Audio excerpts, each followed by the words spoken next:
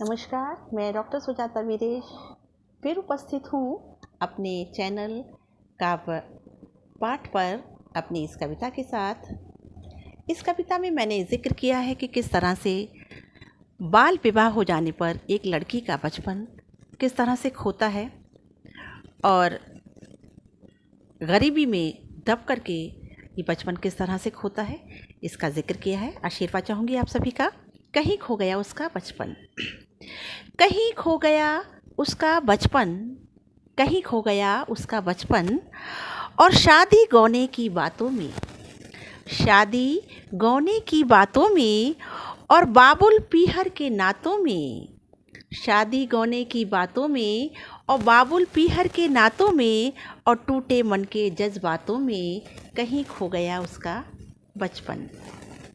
भूख गरीबी मजबूरी में, भूख गरीबी मजबूरी में और ज़मींदार की मजदूरी में, भूख गरीबी मजबूरी में और ज़मींदार की मजदूरी में और दुख सुख की लंबी दूरी में, दुख सुख की लंबी दूरी में कहीं खो गया उसका बचपन, कहीं खो गया उसका बचपन।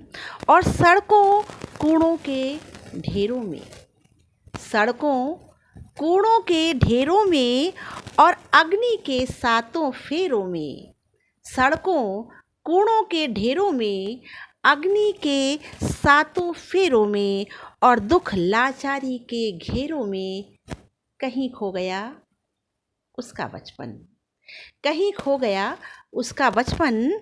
और घर की उस जिम्मेदारी में, घर की उस जिम्मेदारी में, बाप पति की बेकारी में, कभी बाप बेकार था, कभी पति बेकार है, बाप पति की बेकारी में बेरोजगार, आटा सब्जी तरकारी में, घर की उस जिम्मेदारी में, बाप पति की बेकारी में और आटा सब्जी तरकारी में कहीं खो गया उसका बचपन, कहीं खो गया उसका बचपन।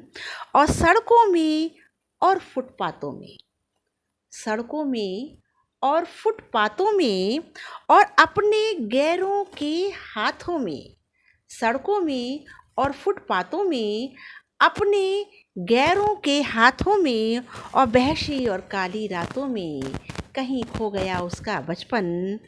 और बहशी और काली रातों में कहीं खो गया उसका बचपन।